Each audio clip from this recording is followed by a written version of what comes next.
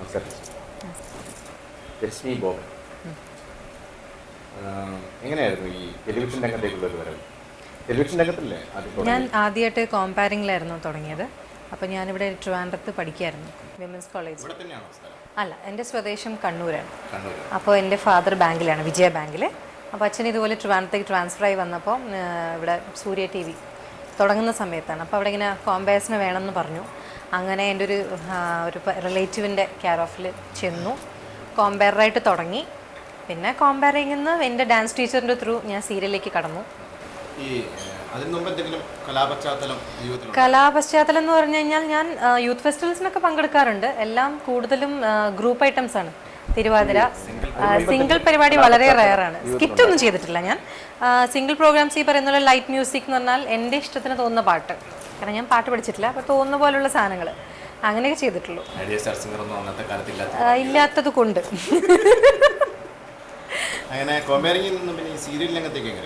Serial രംഗത്ത് ഞങ്ങൾ താമസിക്കുന്ന തൊട്ടടുത്ത് തന്നെ ഡാൻസ് ടീച്ചറുള്ളത്. ഇങ്ങനെ അസൂയ പൂക്കൾ എന്ന് പറഞ്ഞൊരു സീരിയലുണ്ടായിരുന്നു. അതിലേക്ക് രണ്ട് പുതിയ ക്യാരക്ടേഴ്സ് വേണമായിരുന്നു. ഒന്ന് വളരെ സോബറായിട്ടുള്ളൊരു കുട്ടി, പിന്നെ ഒന്ന് ഭയങ്കര ഹൈലി നെഗറ്റീവ് ആയിട്ടുള്ള കുട്ടി. അപ്പോൾ അവർക്ക് ആദ്യം എന്നെ കാണാൻ വന്നത് മറ്റേ ആ സോബർ ക്യാരക്ടർ ചെയ്യുന്ന കുട്ടിയുടെ ഇതായിട്ടാണ്. പക്ഷെ വന്ന് എന്തോ എൻ്റെ രൂപഭാവങ്ങളൊക്കെ കണ്ടപ്പോൾ അത് വേണ്ട, അതിലത്തെ ആ ഒരു നെഗറ്റീവ്നെസ് കൂടുതലുള്ള മിലി എന്ന് പറഞ്ഞൊരു ക്യാരക്ടറുണ്ട്. അപ്പോൾ ഈ ഓവർ വളവളവള സംസാരമൊക്കെ കേട്ടപ്പോൾ അവർക്ക് തോന്നി ഇതിങ്ങനെ ഒതുക്കിക്കൂട്ടുന്ന ടൈപ്പല്ല എന്ന് മനസ്സിലായതുകൊണ്ട് അവർ ആ ക്യാരക്ടറിലേക്ക് സെലക്ട് ചെയ്തു. ശരിക്കും പറഞ്ഞാൽ എനിക്ക് ഭയങ്കര ആദ്യമായി ചെയ്യുന്ന ഒരു കഥാപാത്രം തന്നെ ഭയങ്കര കുറച്ച് ഹെവി ആയിട്ടുള്ള സ്റ്റഫായിരുന്നു. അത് ഒരുപാട് എന്താ പറയുക ചെയ്യാനുണ്ടായിരുന്ന ക്യാരക്ടറായിരുന്നു. അത് നല്ല സാറ്റിസ്ഫാക്ഷനുള്ള ക്യാരക്ടർ, മിലി എന്ന് പറഞ്ഞ ക്യാരക്ടർ. അപ്പം സീരിയൽസ് അങ്ങനെ അതിൽ നിന്ന് പിന്നെ കുറേ ഓഫേഴ്സ് വന്നു. പിന്നെ ഈ രംഗത്തങ്ങ് തുടർന്നു. ഇതുവരെ എനിക്ക് തോന്നുന്നു 30-ലധികം ചെയ്ത് കാണണം. അതായത് ടെലിഫിലിംസ് എല്ലാം, മെഗാ സീരിയലും ടെലിഫിലിംസ് എല്ലാം കൂടി ഒരു 30 വർക്കോളം ഞാൻ ചെയ്തിട്ടുണ്ട് സീരിയൽസ്. ഈ സീരിയല് ചെയ്തുകൊണ്ടിരിക്കുന്ന ആ ഫീൽഡിൽ തന്നെയാണല്ലോ ഭർത്താവിനെ, അതായത് വരനെ കണ്ടെത്തി. അതെ അതെ അതെ അതെ, പ്രണയമായിരുന്നു. തീർച്ചയായിട്ടും പ്രണയവിവാഹമായിരുന്നു. പുള്ളി അന്ന് പെയ്തൊഴിയാതെ എന്ന് പറഞ്ഞ സീരിയലിൻ്റെ അസോസിയേറ്റ് ഡയറക്ടറായിരുന്നു. ബോബൻസ് കെ രാജീവട്ടൻ്റെ അസോസിയേറ്റ് ആയിരുന്നു. അപ്പം ഞാൻ ആ വർക്ക് ചെയ്തു, ഞാൻ പരിചയപ്പെട്ടു. പെയ്തൊഴിയാതെ ഇങ്ങനെ പോകുന്നു. പിന്നെ അതെ അതെ, പിന്നെ വീട്ടിൽ അവതരിപ്പിച്ചു. പിന്നെ 4 മാസം പ്രണയിച്ചു, വീട്ടിൽ അവതരിപ്പിച്ചു. പിന്നെ ഒരു 6 മാസം കഴിഞ്ഞിട്ട് വീട്ടുകാർ തീർച്ചയായിട്ടും ഏതൊരു അച്ഛനും അമ്മയും പ്രതികരിക്കുന്ന പോലെ തന്നെ എൻ്റെ അച്ഛനും അമ്മയും പ്രതികരിച്ചു. കാരണം മതത്തിൻ്റെ ഒരു പ്രശ്നമുണ്ടല്ലോ. പിന്നെ കൂടുതൽ ചാനെ പറ്റി അന്വേഷിച്ചപ്പം ആരും എതിരഭിപ്രായം പറഞ്ഞിട്ടില്ല. പിന്നെ എൻ്റെ അച്ഛനും അമ്മയും നല്ല കുട്ടിയാണെന്ന് മനസ്സിലായി. പിന്നെ അച്ഛനും അമ്മയും എപ്പോഴും എന്നെ കൂടുതൽ മനസ്സിലാക്കിയിട്ടുള്ള ആളുകളാണ്. അങ്ങനെ വീട്ടുകാരുടെ സഹകരണത്തോടെ കല്യാണം നടത്തി. ഇപ്പം 9 വർഷമാവും. സീരിയൽ ഇപ്പം ലേറ്റസ്റ്റ് ചെയ്തത് ഏഷ്യനെറ്റിലെ സെയിൻറ്റ് വിശുദ്ധ അൽഫോൻസാമ. ഇനിയിപ്പോൾ സിനിമാ രംഗത്തോട്ടേക്ക് കിടക്കുകയാണ്. തീർച്ചയായിട്ടും ഞാൻ അഭിനയിച്ചിരുന്നു. ഞാൻ മൂത്ത മോനുണ്ടായിട്ടൊരു ഗ്യാപ്പ് ഉണ്ടായിരുന്നു. പിന്നെ ഞാൻ റീ എൻട്രി ചെയ്തത് എൻ്റെ പാവക്കൂത്ത് എന്ന് പറഞ്ഞ സീരിയലിലായിരുന്നു. പുള്ളിയുടെ അഭിപ്രായത്തിൽ നാച്ചുറൽ ആണ് ആക്ടിങ്. പിന്നെ കുറച്ചും കൂടി ഫ്രീ ആവണം എന്ന് പറയും. കോമഡിയൊക്കെ ചെയ്യുമ്പോൾ സജഷൻസ് ഒരുപാട് പറയാറുണ്ട്. അപ്പം അങ്ങനെ നല്ല നല്ല സജഷൻസ് തരാറുണ്ട്. സിനിമയിലെ സ്വപ്നം എന്ന് പറഞ്ഞ സീരിയൽ ചെയ്തുകൊണ്ടിരിക്കുമ്പോഴാണ് സത്യൻ സാറിൻ്റെ മനസ്സിനക്കരെ എന്ന സിനിമയിലേക്കുള്ള ഓഫർ വരുന്നത്. ആ സമയത്ത് ശരിക്കും പറഞ്ഞാൽ സിനിമകൾ തൽക്കാലം വേണ്ടാന്ന് വെച്ചിരിക്കുകയായിരുന്നു. കാരണം ഈ പറയുന്ന പോലെ പലപ്പോഴും നമ്മൾ താമസിക്കുന്ന സ്ഥലങ്ങളിൽ നിന്ന് ഒരുപാട് ദിവസം മാറി നിൽക്കേണ്ട ഒരു അവസ്ഥ വരാറുണ്ടായിരുന്നു. അപ്പോൾ പിന്നെ അങ്ങനെ ഒരു വ്യക്തിയുടെ ഒരു ഓഫർ വന്നപ്പോൾ വീട്ടിൽ നിന്നും നമ്മുടെ എന്താ പറയുക നല്ല വെൽവിഷേഴ്സ് എല്ലാവരും പറഞ്ഞു. അതെ, മനസ്സിനക്കരെ എന്ന സിനിമയിലേക്കൂടെയാണ് ഞാൻ സിനിമാ രംഗത്തേക്ക് വരുന്നത്. തീർച്ചയായിട്ടും, കാരണം അങ്ങനെ ഒരു വലിയൊരു വ്യക്തിയുടെ ഒരു സിനിമയിലേക്ക് ഒരു ഓഫർ വരിക എന്ന് പറയുമ്പോൾ തന്നെ വലിയ കാര്യമാണല്ലോ. അതല്ല, ഇങ്ങനെ അന്വേഷണമായിരുന്നു അങ്ങനെ ഒരു 1-2 ക്യാരക്ടേഴ്സിന് വേണ്ടിയിട്ട്. അപ്പം നമ്മുടെ റൈറ്റർ ഗിരീഷ് ഉണ്ട്. അതിലെ കഥാപാത്രം തീർച്ചയായിട്ടും ഒരു കുശുംബി മരുമകൾ എന്ന് പറയാം. കുറച്ച്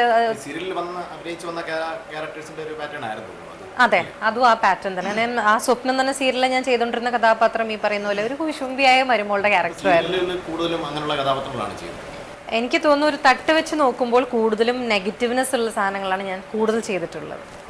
പലരും പറയാറുണ്ട് നെഗറ്റീവ്നെസ് ചെയ്യുമ്പം ശോഭിക്കാറുണ്ടെന്ന് പറയാറുണ്ട്.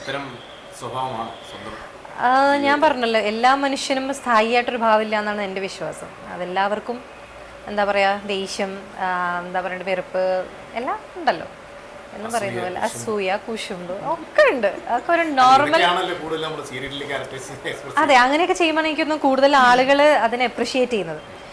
നമ്മളിപ്പം എപ്പോഴും കരച്ചിൽ കൂടുതൽ എനിക്ക് പ്രകടിപ്പിക്കാൻ പറ്റുന്നത്, കുറച്ചും കൂടി ആക്റ്റീവായിട്ടുള്ള സാധനങ്ങൾ ചെയ്യാൻ പറ്റുന്നത് അങ്ങനെയുള്ള ക്യാരക്ടേഴ്സ് ആണെന്നാണ് എൻ്റെ അഭിപ്രായം.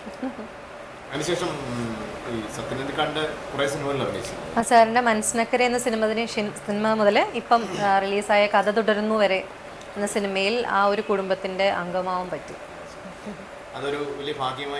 തീർച്ചയായിട്ടും. എനിക്ക് മുന്നേ തീർച്ചയായും സാറിൻ്റെ ഒരു വർക്കിംഗ് പാറ്റേൺ എന്ന് പറഞ്ഞാൽ ലളിത ചേച്ചി, മാമുക്കോയ, ഇന്നസെന്റ് ഏട്ടൻ, അങ്ങനെ സ്ഥിരമായിട്ട് കുറേ അംഗങ്ങളുണ്ടല്ലോ. അപ്പോൾ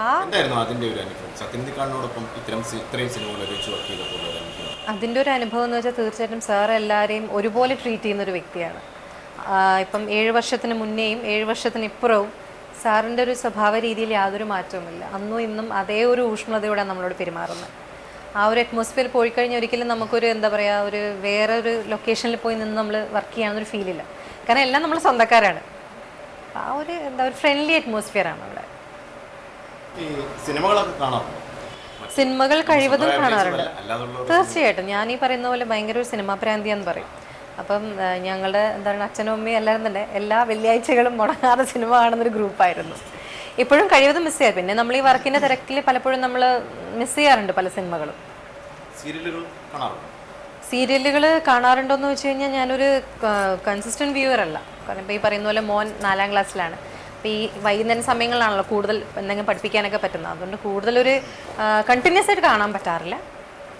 നമ്മൾ ഇന്നത്തെ മലയാള ടെലിവിഷൻ രംഗത്ത് അതായത് വരുന്ന സീരിയലുകൾ നമ്മൾ ശ്രദ്ധിച്ചു കഴിഞ്ഞാൽ ഈ സീരിയലുകളിൽ കൂടുതലും അത് കൈകാര്യം ചെയ്യുന്ന കഥയെന്ന് പറഞ്ഞു കഴിയുമ്പോൾ കൂടുതലും നമ്മൾ ശ്രദ്ധിച്ചു നോക്കിയാൽ അറിയാം, കൂടുതലും അവിഹിത ബന്ധങ്ങളിലെ കഥകളാണ് കൂടുതലും.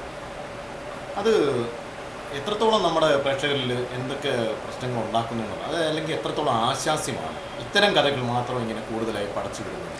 കൂടുതലായിട്ട് വരുന്നു എന്ന് പറയുന്നതിന് എനിക്ക് മുഴുവനായിട്ട് യോജിപ്പിക്കാൻ പറ്റുന്നില്ല. കാരണം ഇപ്പോഴും കുറേ നല്ല സ്റ്റഫുകൾ വരുന്നുണ്ട്. ഇപ്പം തന്നെ കോളേജ് ഗോയിങ് സ്റ്റുഡൻസിനെ വെച്ചിട്ടുള്ള സ്റ്റഫുകൾ വരുന്നുണ്ട്. പുതിയ ട്രെൻഡ് ഉണ്ട്. മാറും. ഇതൊക്കെ ഈ പറയുന്ന പോലെ നമ്മളിതിനെ കുറ്റം പറയുന്നുവെങ്കിലും ഇത് കാണാൻ 100 ആളുകളുണ്ട്. എന്താണ് നാളെ സംഭവിക്കുന്നത്. ഇപ്പോൾ ഒരു സീരിയലിന് തന്നെ 100 കുറ്റം പറയുന്ന ആളുകളുണ്ട്. എന്നാലും നമ്മൾ അടുത്ത എപ്പിസോഡ് എന്താ സംഭവിക്കുന്നതെന്ന് കാണാൻ അതേ ക്യൂരിയോസിറ്റിയോടെ നിൽക്കുന്ന പ്രേക്ഷകരുണ്ട്. അതുകൊണ്ട് പിന്നെ എനിക്ക് തോന്നുന്നു അതിനെപ്പറ്റി കൂടുതൽ പ്രതികരിക്കുന്നതിൽ കാര്യമില്ല എന്ന് തോന്നുന്നു. തീർച്ചയായിട്ടും ഞാൻ ഇതിൻ്റെ ഒരു ഭാഗമാണ്.